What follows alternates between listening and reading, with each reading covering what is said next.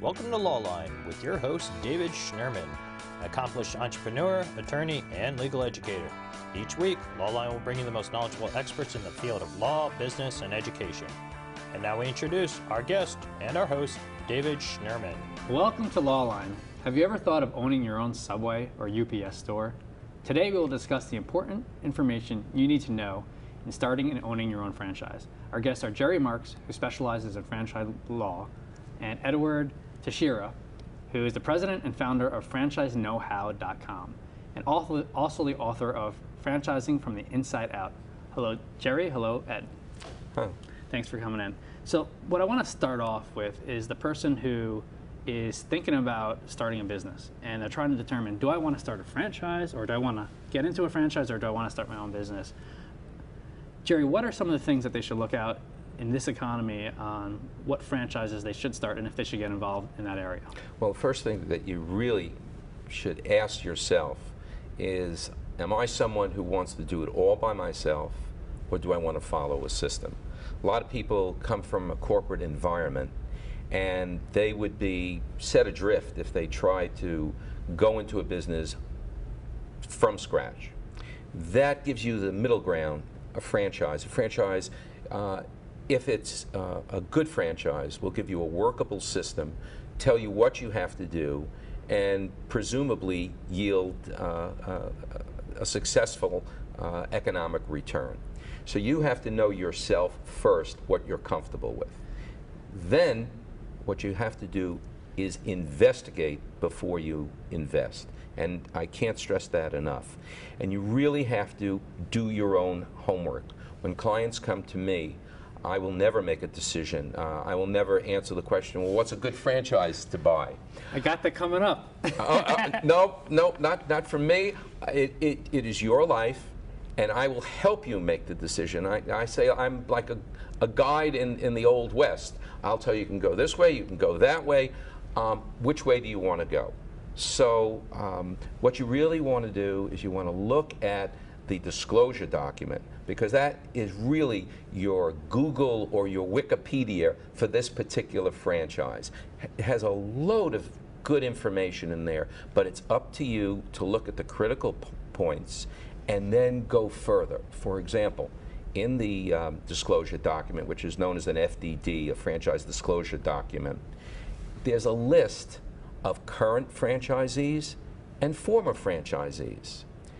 It is your absolute duty to yourself and your family to make a number of phone calls to both current franchisees and former franchisees, and to take the pulse of what that franchise is all about. And we'll get into that in a little more detail, but certainly what you're saying is there's no easy way out. If you're going to get involved in a franchise, you can't just sign the form and get started. You got to do a lot of due diligence, because there's thousands and thousands of franchises out there. Ed, what I find interesting is your company represents the company who is thinking of turning into a franchise. Is that correct? That's correct.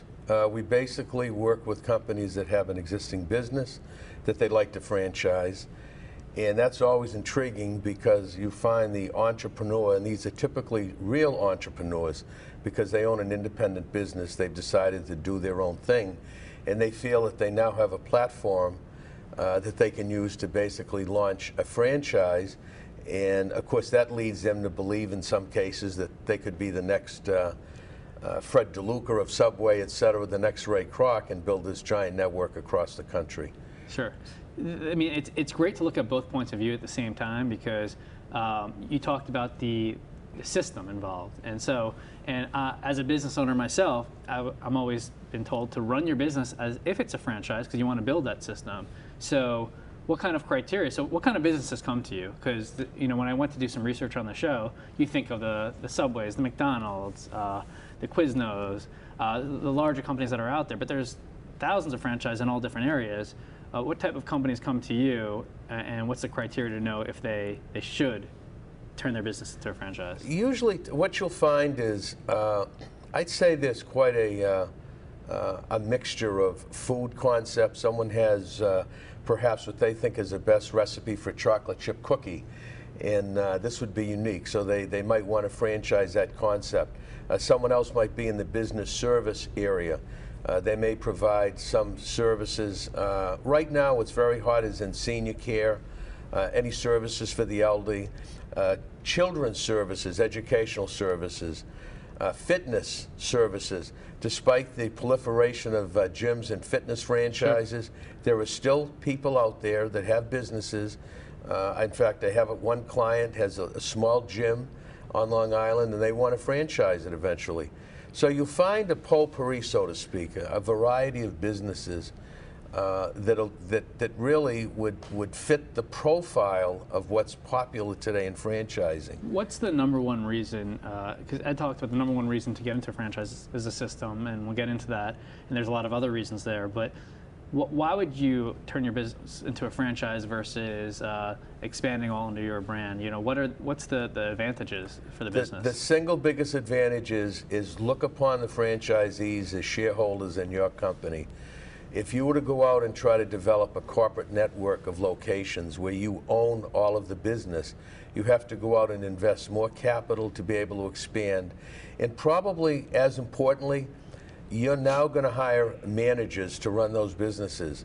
With a franchise, you have a stakeholder. You have someone that has a vested interest in the business.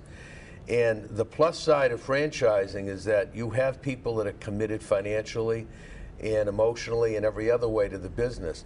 The downside is if it's the wrong franchisee, you can't fire them. So there's trade-offs, but the main reason is for converting a business to a franchise is primarily to have stakeholders. So if you need $1 million in capital to grow to 20 locations, you could have franchisees help fund that growth and help bring their enthusiasm and spirit and entrepreneurship to building the network. Jerry, would you say the number one thing that a business needs to do, though, is is it getting the paperwork together? So, you know, we have an online education company say, okay, well, here's a system we have to produce programs, and you can just copy it, and we'll provide you with all the website and URL information and stuff like that. Is that what kind of franchise is? I wouldn't say that's the first step. I think the first step is your business successful? We have, in terms of legal documentation, we have taken companies that are successful and franchised them. Ed was talking before about gym concepts. We have a client, Retro Fitness, that came to us about 5 or 6 years ago with 3 gyms. They now have 75 or 80 open and another 50 or 60 ready to be open. Why? Because they had a very, very interesting, unique concept. No long-term contract, and you go into the gym, and it's like the Planet. What is it called? No, it's called Retro Fitness. Okay, because there's a couple of companies that do that. Planet Fitness has that very simple concept. It's about $20 a month, so to speak. So there's a company that's kind of franchised that model. That's right, and they've been very successful here. So if it's a gym company, the reason, you know, I'm trying to think of the person who's looking to start a business, and you know, part of it is not knowing who to choose is the issue. Part of it's being afraid of fraud, which we'll get into. Right. And the part is, okay, well, why would I do a franchise for a gym business? I guess they supply you with the equipment, they supply you with the business plan, and all you really have to do is find the location, find the people to manage it, and run it. Is that fair? No, you really have to have something special for the franchise to burgeon beyond 5 or 6 units. You have to have something that attracts the public's eye, and that's what you want. You want name recognition, and you want a system that stands away from everything else that's out there. So that's the first step. The step after that, of course, is you have to comply with your disclosure requirements. And there's 2 sets of disclosure requirements. There's the Federal Trade Commission disclosure requirements, which are applicable all throughout the 50 states. And then some individual states, such as New York, requires more. New York or California or Maryland or Illinois. And there are... So there's a lot of detail-oriented process in terms of getting involved. This might be a loaded question asking you, Jerry, and maybe Ed has a different answer. Do you need an attorney to turn your business to a franchise or to become involved in a franchise? I don't think I'd want to have cardiac surgery done by a podiatrist. So the answer is absolutely yes. You need a specialist. You need a specialist, very frankly, to purchase a franchise, because even the lower end franchises are $175,000 to $250,000. Now, you may not put it all up in cash, but you might take out a loan for it. It's a huge investment. So you really have to take that ounce of prevention, spend that little bit amount to have someone who knows what's in those documents look it over for you. And the same thing if you want a franchise. You just can't go out and say, well, I'm not really franchising, I'm licensing. Sure. You can have a lot of trouble. So, I was going to say, Jerry touched on something a few minutes ago, and it's a prerequisite for success if you're franchising your business or if you're buying one, and that is the profitability of the franchise. And there are a number of business owners that decide they want to franchise their company, but they may be marginally profitable, or they may not have enough profit that when they add a royalty fee on top of that and another fee, that the franchisee has the opportunity to be successful. And I usually tell businesses, you have to structure your franchise in a way, and it's some of what I do, so that that franchisee shouldn't have to perform in an extraordinary way to be profitable, because they can't be expected to do as well as you did because you ran the business, you're the expert. yeah. Conversely, for people looking to buy a franchise, if there's one single most important criteria, assuming they've passed all the legal muster, et cetera, is to make sure that the existing franchisees, that the business model is profitable. Sure. And it sounds like a sort of a naive position, but that's where the trouble starts. So it seems like so the two areas really, the people who are watching this, either a person who I want to inspire them either to get involved and buy into a franchise or to look into getting their company converted to franchise. But that, it seems like the area of issue is when the catch-22. If you're a new franchise or a new company looking to franchise and you're looking to attract people, if you've only been around for 6 months, how do you go through the challenges of getting people when you don't have that track record for people when they're doing the due diligence? I would say that generally it's very difficult. If the existing business hasn't been operating for at least, perhaps, I would say minimum 2 or 3 years, and doesn't have a track record of profitability, then the best thing is to wait until you establish that permanent foundation. Because after all, what's to say that this isn't a flash in the pan? Sure. Maybe this business, so to speak, is something that right now is popular, but in another year may not have that popularity. And to build that into a franchise and expect people to invest in it, you want to make sure that it has that kind of sustainability, the right branding, and most importantly, the right financial model. So, the main thing, I guess, is if you're looking to turn your business to a franchise, don't use it to help you expand. It should be something, don't use it as your means to expansion, it should be icing on the cake. Exactly right. If you're looking to get funding and do it through franchising, it's not gonna, it's going to hurt everybody involved. Fraud, Jerry. That's when I look at Entrepreneur Magazine, I look in the back and there's hundreds of different franchises, companies you never heard of, and it kind of gets me nervous, and I just put it aside because I wouldn't know how to get started there. Certainly, there's fraud, and there's just people who don't do enough due diligence. Can you represent clients or franchisees who sue the franchisors who own the businesses when things go wrong. Can you tell me some like war stories or some things, or the common things that you see go wrong in these situations? I certainly can. I'll tell you something that happened just last week. I represented a very, very successful beer and wine salesperson. He was making about $75,000 or $80,000 a year, and he was approached by a franchisor. Well, it wasn't even a franchisor. That was another issue. They said they were a distributorship, but they were really a franchise, and so they didn't give him the type of disclosure information that he needed. Okay. So that's the number one fraud. Instead of having a list of former franchisees and current franchisees, they had a section where their sales manager would write in the names of 6 or 7 people that they could call if they chose. Sure. Well, you know that's References. not the exactly. You know they're only going to put down people who will say favorable things. Which in general, anybody on that list will most likely be that, unless you have to do the past 3 years. You do. Okay. If you have a proper franchise disclosure document, this did not. Okay. It didn't talk about anyone who had been in the system and was no longer So there. you get into the business without all this, and then what happens? Well, so this gentleman was making $75,000 a year, and naturally, you're not probably going to leave your position unless you think you have more. You're going to make more. So the natural question to say is, tell me, Ed, how much am I going to make on this franchise?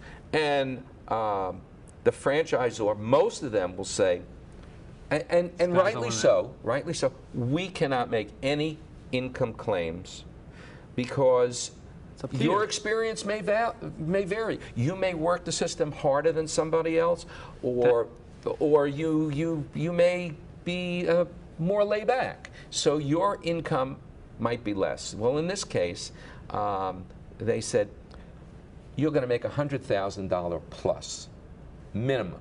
All you have to do is show up. And if you work harder, you obviously can make more. Now that's an income representation.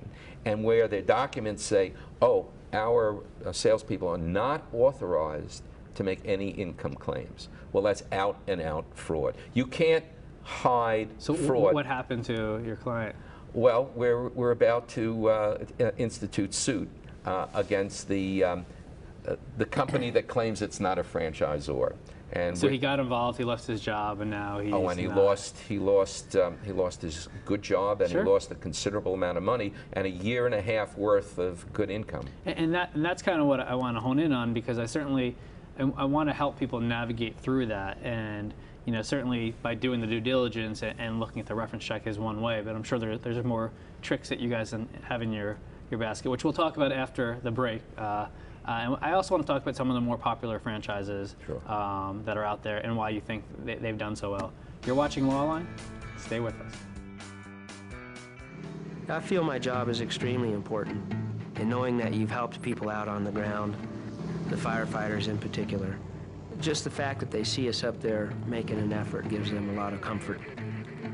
In my civilian job, I fly people from point A to point B, but in the Air Force Reserve, I get to save lives. I'm Major Mark Stewart, and very proud to be a member of the Air Force Reserve.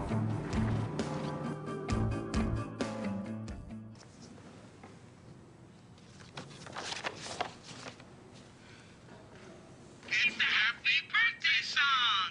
Love Dad and love Mom. It's your birthday.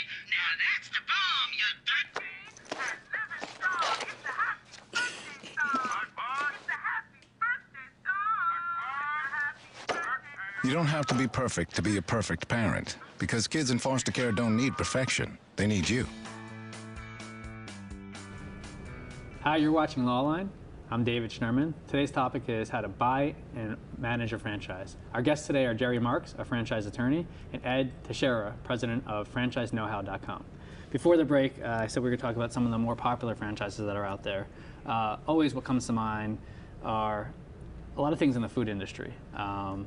Is that just a perception, or are those the more popular franchises, Ed? Well, food is very popular right now, and actually, But you go all the way back, McDonald's, Subway. It just sure. What's sort of made a resurgence, it's kind of interesting, is the yogurt business. Yes. But it's more natural. Companies like Red Mango, which have a truly natural yogurt product. There's several of them now that are out there. But the most popular concepts, apart from food, ethnic food, is obviously making great strides because of diversity in the United States. You're finding a lot of Asian concepts now. You have. But is there something with food that makes? Is food the most popular franchise, and is there something with food if that's the case? Food. If you look at the composition of franchises that are owned, food is number one. In fact, if you look at all of the quick serve restaurants in the United States, franchises control 67% of all of the restaurants in the United States that are quick serve. Is it easier to manage? Is it higher profits? Is it simpler? It's a combination. Number one, you have a much more ready, accessible market. You have the ability to be able to put it in a cookie cutter concept more readily. But most importantly, you have the opportunity to add a little bit of a creative touch to it. You can do things. It's not like a paint franchise like Coverall where it's pretty bland and black and white. Food gives you the ability to be creative, and it has a certain appeal to it that a business person might want to own one because suddenly it's the hot thing in the market. Is there a second industry that stands out to you, or second or third industry besides food that are popular? Well, right franchises? now, the three most popular concepts, number one is without a doubt in the healthcare service sector. Home care services primarily for seniors. That is without a doubt number one. Children's education and recreational services are number two.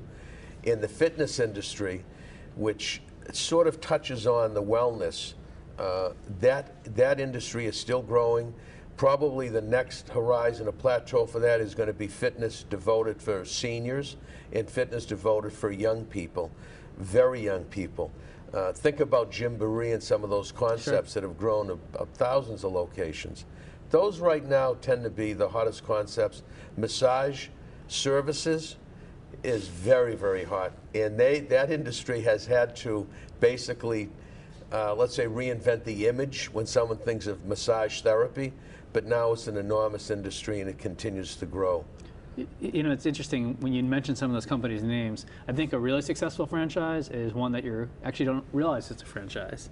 You know, Red Mango, for example. You know, it's because it can just be like a Starbucks where they have a lot of different, you know, stores all over the place. Exactly. Well, you know, there's another alternative to the franchise, and I teach franchising at Monmouth University, and I like to think I have a sense of humor, and I tell my students that I compare a traditional business to a franchise business, and I say, well, you could buy a Jiffy Lube, or you could buy a Jerry Lube, and the differences are that when you buy a franchise, it's like renting an apartment.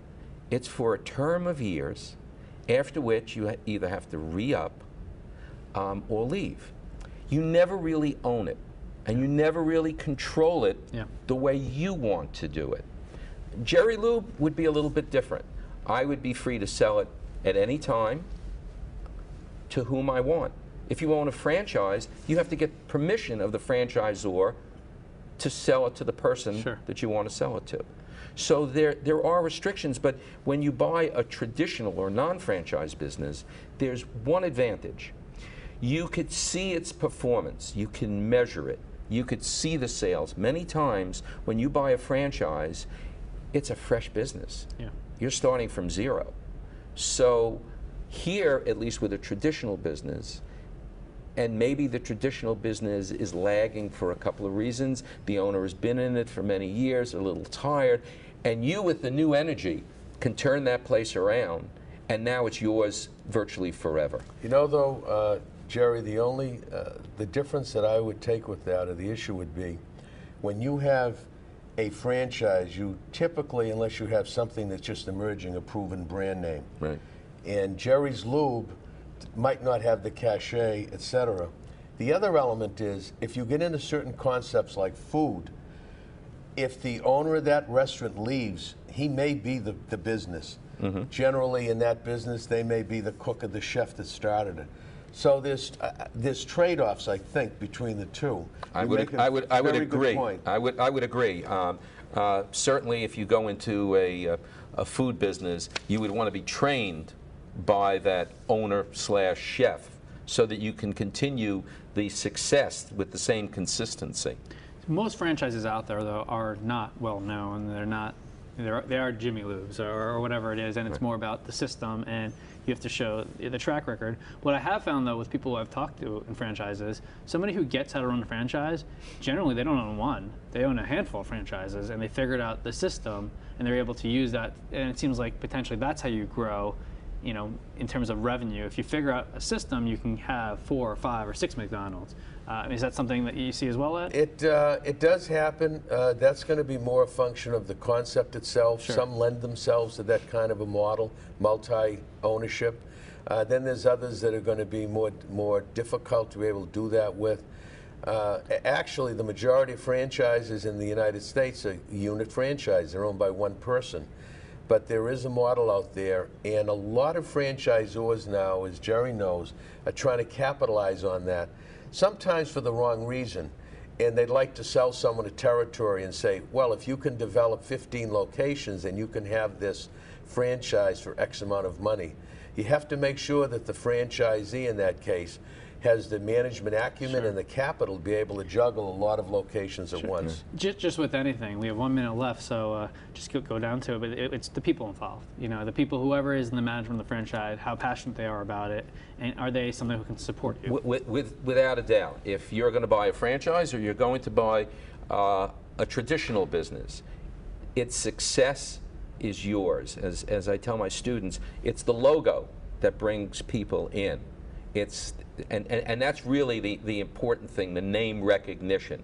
So if you buy a new franchise that doesn't have name recognition, and there's always that desire, gee, I want to buy the next McDonald's. Remember, buying a franchise, you're buying name recognition. People come in. Now it's up to you to deliver what they want, the consistency, the service that they expect from that brand. Jerry, I think that's a really good note to end it on, and the positive tone in terms of what you're looking for in a franchise. Thank you for being on the show. Ed, thank you. Thank you, David. And as always, thank you for watching Lawline. Hope to stay with us next week for another topic on an interesting area. As well, the show will be available online. You're watching Lawline. You've been watching Lawline with your host, David Schnurman. Mr. Schnurman will be back with you next week at the same time.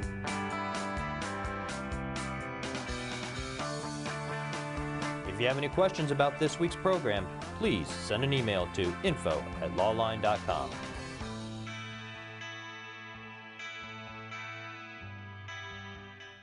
Message of the day. Tanning beds are for losers. Their UV rays can be up to 15 times stronger than the sun. They can increase your risk for cancer, including melanoma, the deadliest form of skin cancer. Tanning can cause ugly wrinkles and age spots and can ruin your skin. Overexposure to UV rays is the leading cause of skin cancer. Be safe. Don't go there. A message from the American Academy of Dermatology. Anyone who uses a tanning bed is an idiot. So get a life, or you could lose it.